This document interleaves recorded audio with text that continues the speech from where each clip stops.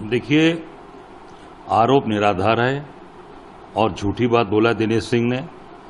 ये जो उन्होंने राहुल जी ने जो अपने प्रतिनिधि वहाँ नियुक्त किए हैं उसमें सभी जात सभी वर्गों का ध्यान रखा है, चाहे वो अनुसूचित जात के लोग हों, पिछड़ी जात के हों, मुस्लिम समाज के भी पिछड़ी जातियों के लोगों को, हर वर्ग के लोगों को उसमें समायोजित किया है। दिनेश सिंह झूठे लोग हैं और कांग्रेस के उस पर रहमो करम पर हमेशा आगे बढ़े हैं, उनके रहमो करम पर पले बढ़े हैं। और आज मैं समझता हूं कि केवल और केवल अपने फायदे के लिए भारतीय जनता पार्टी में जाकर मंत्रिमंडल पर बैठकर और राहुल गांधी जैसे जिनके परिवार के मार्गदर्शन में, उनके सानिध्य में आगे बढ़े, उनकी आज केवल ऊपर के नेताओं के कहने पर कमियां निकाल रहे हैं। नागपुर में संविधान सम्मेलन आयोजित किया गया, इसका क्या मैसेज है, क्या अर्थ है इसका? देखिए, नागपुर का संविधान सम्मेलन का आयोजन मुझे लगता है कि ये पहले भी हुआ है। आप देखे होंगे प्रयागराज में भी हुआ था, आपने देखा होगा उसके पहले लखनऊ में हुआ था। तो ये लगातार है। हमको मुझे लगता है कि शायद ये 10वीं 12वीं कड़ी होगी जो नागपुर में हुई है। और नागपुर एक बहुत ही स्वच्छ शहर है, हमारे अंबेडकर जी का दीक्षा का शहर है, जहाँ पे दीक्षित हुए वहाँ पर आयोजन किया। और दीक्षा भूमि पर राहुल जी गए भी। निश्चित तौर से अंबेडकर जी के आदर्शों पर चलने का काम ये पूरा देश कर रहा है। उनके द्वारा ये जो संविधान की संरचना की गई है उसकी रक्षा का सौगंध आदरणीय राहुल गांधी जी ने लिया है, जो निश्चित तौर से मजबूती से संविधान की रक्षा करने के लिए खड़े हैं। पूरी कांग्रेस पार्टी एक एक कार्यकर्ता उनके साथ कदम से कदम मिलाकर खड़ा है। देखिए, मैं तो इतना ही कहना चाहूँगा कि मोदी के किसी मंत्री को इस संदर्भ में बोलने का अधिकार इसलिए नहीं है कि मोदी जी के मंत्री और मोदी जी के लोगों ने लगातार लोकसभा चुनाव के पहले कहा है कि हमें 400 सीट दीजिए, हम संविधान बदल देंगे। इनके ही मंत्री कर्नाटक के जो सांसद थे अनंत हेगड़े, उन्होंने खुलेआम डंके की चोट पर कहा था कि 400 में दीजिए, 400 प्लस करिए, हम संविधान को बदल देंगे। इनके ही सांसद लल्लू सिंह ने अयोध्या के, उन्होंने कहा था। इनके ही अरुण गोविल जो हमारे मेरठ से सांसद हैं, उन्होंने कहा था। तमाम इनके सांसद विधायक ने कहा था कि हम संविधान बदलेंगे। तो ये भाजपा के लोगों को मुझे लगता है कि इस पर देश से माफी मांगनी चाहिए और क्षमा याचना करनी चाहिए। लोग कहते हैं कि कांग्रेस ने 42वां संशोधन करके संविधान को बदलने की कोशिश की इंदिरा गांधी के जमाने में, ये आरोप लगा रहे हैं। देखिए, मैं इतना ही कहना चाहूंगा गिरीश जी, संविधान को हमेशा मजबूत करने का कांग्रेस ने काम किया है। जो भी उसमें अगर कहीं पर भी कोई दिक्कतें आई होंगी तो कांग्रेस पार्टी ने निश्चित तौर से संविधान को मजबूत करने का काम, और संविधान तभी आज 60 साल 70 साल में आपने देखा है कि देश के अंदर सारी संवैधानिक संस्थाओं को कांग्रेस ने मजबूत किया। चाहे वो चुनाव आयोग हो, चाहे वो कार्यपालिका हो, चाहे वो कोई भी संस्था रही हो, जितनी भी संस्थाएं रही हैं सरकार की, चाहे सरकारी कंपनियां, सबको जो संविधान बाबा साहब अम्बेडकर का उसके तहत उसको मजबूत किया, उसको अधिकार दिया। देखिए, हर साल की भांति इस साल भी पूजा पाठ किया, अपने छठ पूजा किया।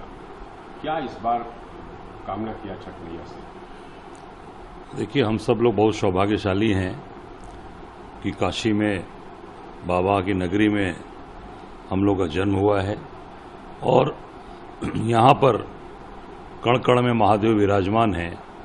और यहाँ पर छठ की पूजा भी बहुत ही धूमधाम से होती है, अपरंपार है, माँ की कृपा।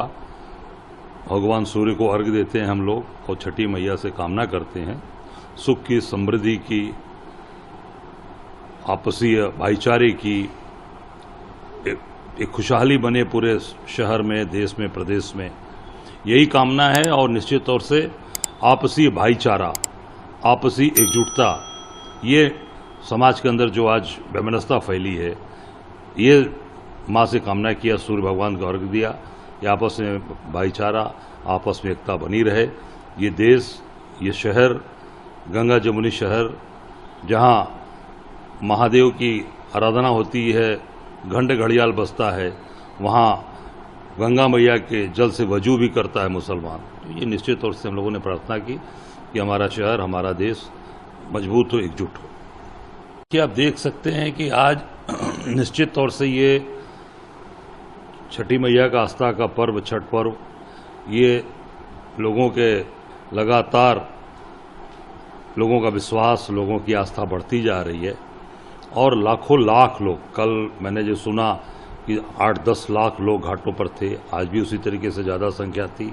पर सरकार की व्यवस्था बहुत ही खराब है, बहुत ही, मैं समझता हूँ कि इसकी जितनी निंदा की जाए कम है।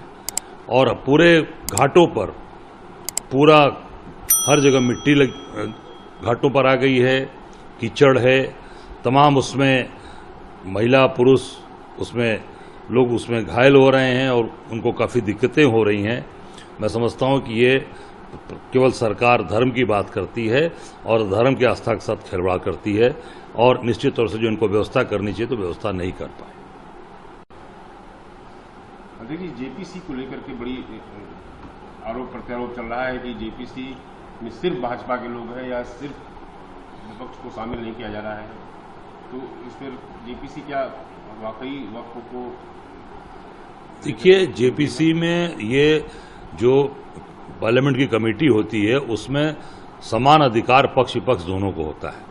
उसमें हर दल के लोगों को शामिल करना चाहिए। जो नियम पुराना चला आ रहा है, जेपीसी का पुराना देखेंगे, जिस पे जेपीसी कमेटी बनी है, आप उसको पुराना देख लेंगे तो चाहे कांग्रेस के समय में सत्ता पक्ष विपक्ष सबको अपनी आवाज़ रखने का, तभी जेपीसी का मतलब है, तभी जेपीसी का महत्व है। निश्चित तौर से केवल सत्ता पक्ष का बनाने का मतलब है कि एक तरफा ये अपने तरीके से केवल उस पर काम करना चाहते हैं और एक तरफा अपना कानून लागू कराना चाहते हैं। क्या जेपीसी की जो रिपोर्ट आएगी वो एक तरफा रहेगी? निश्चित तौर से अगर उसमें पार्शियलिटी करेगी सरकार, केवल भाजपा के लोगों को बैठाएगी, भाजपा को चेयरमैन बनाएगी, तो निश्चित तौर से जो पूरा देश चाहता है, पूरा पार्लियामेंट चाहता है, वो रिपोर्ट नहीं आएगी। वो रिपोर्ट केवल और केवल भाजपाई रिपोर्ट होगी, भाजपाईकरण वाली रिपोर्ट होगी। क्या मतलब पार्शियलिटी की जाएगी? निश्चित तौर से मुझे जहां तक जानकारी है कि पूरी तरीके से भाजपा के लोगों को बैठा रखा है। इसको तत्काल इसको भंग करके और नए जेपीसी का गठन हो, जिसमें बराबरी का सबकी हिस्सेदारी हो और सबको समान अधिकार दिया जाए। देखिए, ये क्या मैसेज है? किरण रिजिजू तो जो आज गौ भक्त बन रहे हैं ये लोग, किरण रिजिजू तो खुलेआम कहा था कि मैं गौ मांस खाता हूं, बोला है उन्होंने। तो जो इस तरीके के लोग हैं, जो गौ मांस खाने वाले लोग, वो क्या बोलने की, उनके पास बोलने का अधिकार नहीं है। पहले जाकर वो देश से क्षमा मांगे और मैं समझता हूं कि अगर उनको निश्चित तौर से देश के बारे में सोचना है तो काशी में आके गंगा जी में स्नान करें और गंगा जल ग्रहण करें। 370 का बहाल की प्रोसेस में है कांग्रेस। देखिए, ये केवल और केवल भारतीय जनता पार्टी अपना सुगुफा छोड़ती है। कांग्रेस पार्टी पूरे तरीके से संवैधानिक जो संस्थाएं हैं, जो संविधान जिस तरीके से देश के अंदर चल रहा है, उस पर कांग्रेस पार्टी पूरी ताकत के साथ खड़ी है। संविधान को हम छेड़छाड़ नहीं करने देंगे। संविधान के साथ हमारे नेता राहुल जी पूरी ताकत के साथ कांग्रेस पार्टी खड़ी है।